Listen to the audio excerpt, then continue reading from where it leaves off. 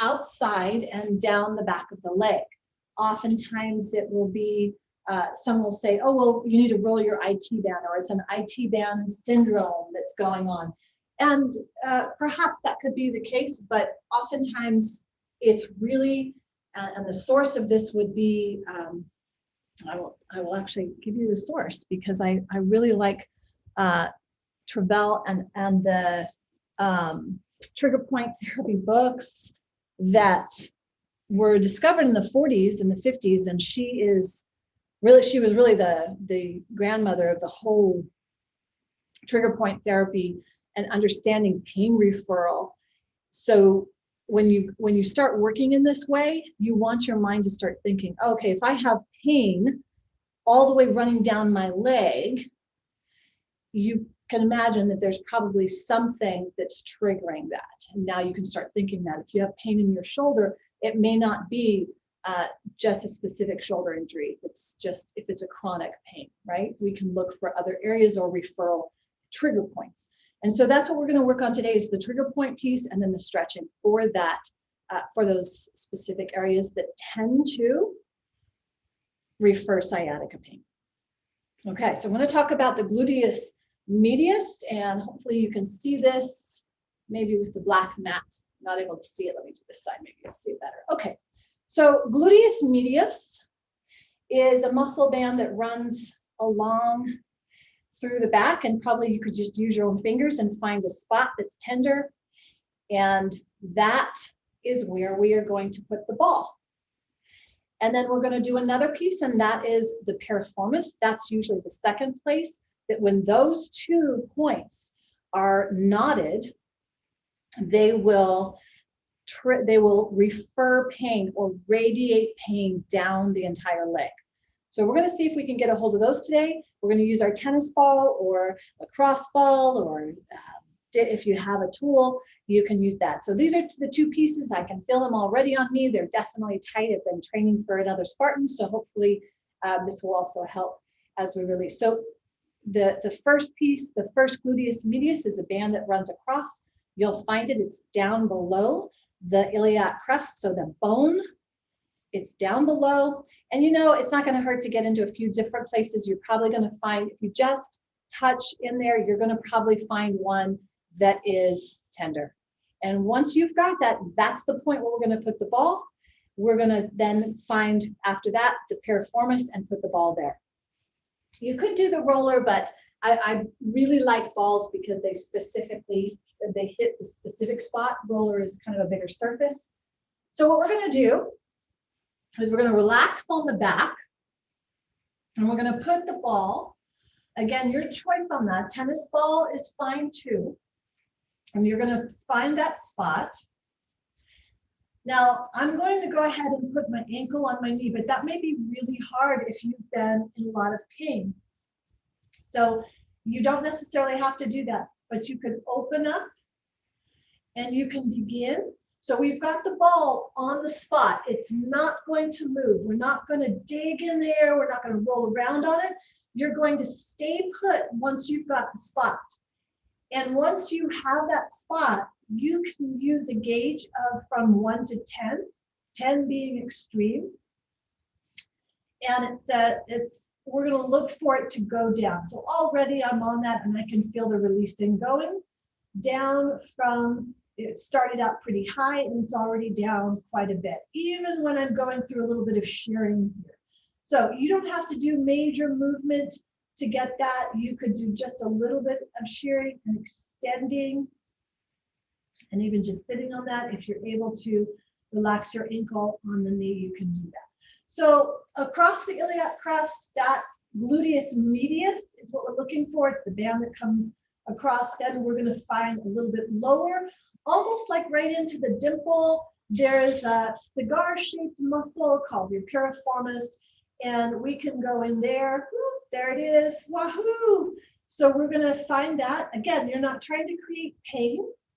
You're looking for the trigger point that creates pain referral. And wow, and no pain. You're not trying to create pain. We're just trying to release pain. So if you've got something that's not tolerable, you want to get off of it. And so there's that spot. And then again, like this is a rock solid ball.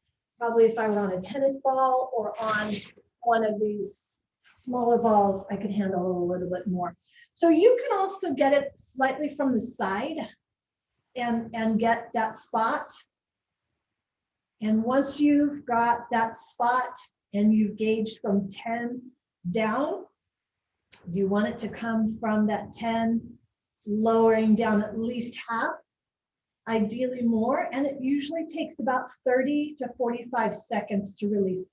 So I don't know if you can see this, but I've just been on the spot and my leg didn't open, but now that it's been on the spot for 30 minutes, look at my 30 seconds, the leg is now relaxing completely.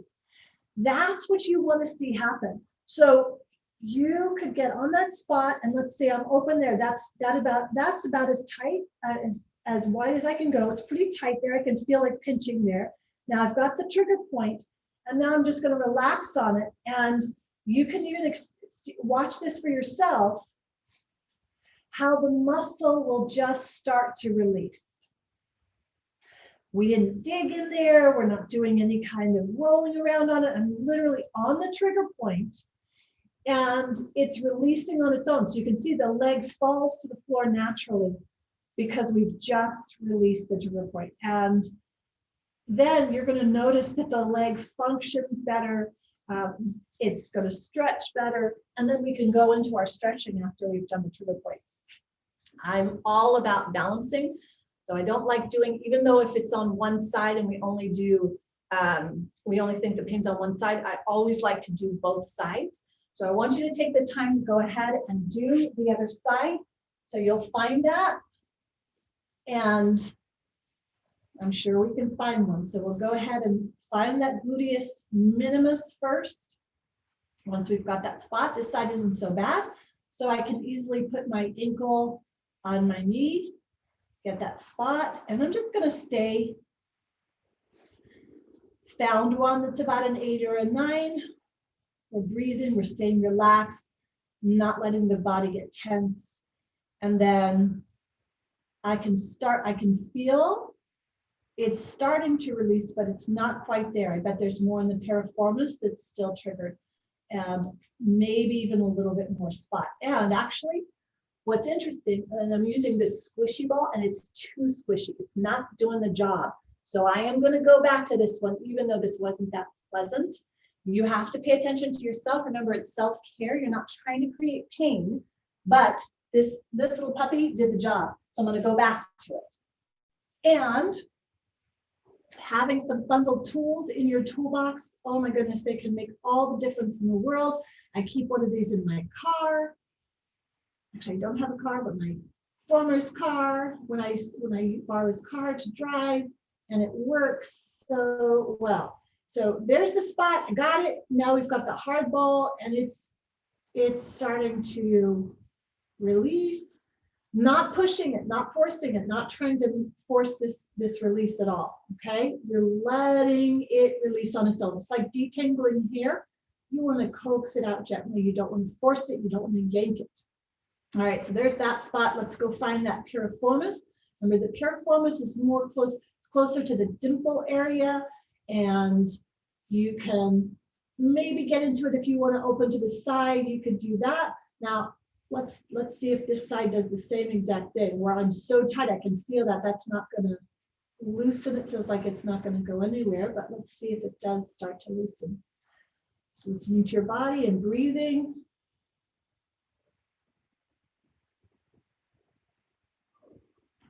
About 30 to 45 seconds, and I can feel it starting to release. I'm not forcing it, I'm just feeling the releasing going on, the relief. So there's no more pull pattern. It works that fast. It really does work that fast when you understand this and you use it as a tool. It is. Some people say it's a miracle because they maybe they've been suffering for decades, years, weeks, right? Okay, so once you've done that trigger point releasing, And I'm not asking you to rush through it, but for this demonstration purpose, I'm going to move on. If you'd like to stretch that afterwards, here's what I love to do with stretching. You don't have to have a band. I'm just going to guide this over just in case, because it extends the arms. That way I'm not having to tighten my body.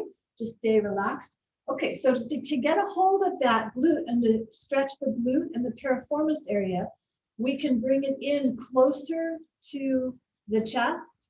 So if you need to use a band, you can do that, and you want to have a bent knee. So I'm also getting into my hip flexor a little bit, but I'm just going to guide this across. And I want the knee up a little bit more. Then we're going to slide that down. We're going to slide gently and just let that stretch. So if you're really tight in the quadratus in the back, quadratus lumborum, possibly around here, we might have to do some work there, but I'm just sticking with the 2 trigger points from sciatica here. And that can stretch. Here's another stretch, and I'm going to do it from the other side so you can get into this from the side. This tissue here is what we're stretching gently. So we're just going to take the leg back and we're going to let the leg drop. We're just going to let that drop. And as we stay there and let that stretch, you're going to feel a little gentle pulling. If the knee does not drop, that's totally fine. After you've done the trigger point release, it may be looser. Like we had tested it first, it might have been really tight up here and not even able to stretch. But as you release that, and if we go in there and we went on the ball, just holding that a little bit, you can watch that knee just drop. Because this whole area that gets bound up, this tight area in the gluteus medius, minimus, and the glute and the piriformis, when those are knotted, they're going to pain refer all the way down that leg. And that's something you can do there. All right, and then I'm going to show you one more that you can do seated. We want to be up on our sits bones. So we're on our sits bones and not on the flesh. Show you from the side. Make sure I'm showing you. It's hard to see with these black pants. Okay, so we're on the sits bones. This is important, right? We're never turning or stretching here. If you're tight in the hamstring, go ahead and bend. I'd rather you bend your knees than pull on that back. So we're going to just take that leg over. Sits bones are still on the ground. And then we've got that nice lift, and we can use the leverage of our shoulders. So that's going to stretch right through there. A deep breath in. If you have a lot of pulling going on, taking that time to get the piriformis and that gluteus minimus some support there and doing the trigger point releasing, I think that will help. Try that, see if that makes any difference. And if there are other things going on, the quadratus lumborum or the back area, we can also talk about those in our next tutorial. All right, so if you haven't subscribed yet, please do, and ring the bell if you want to join me live. You can comment. If you prefer to make your comments anonymous, you can always email me directly, Stefana@yogalachi. And until next time, be well, stay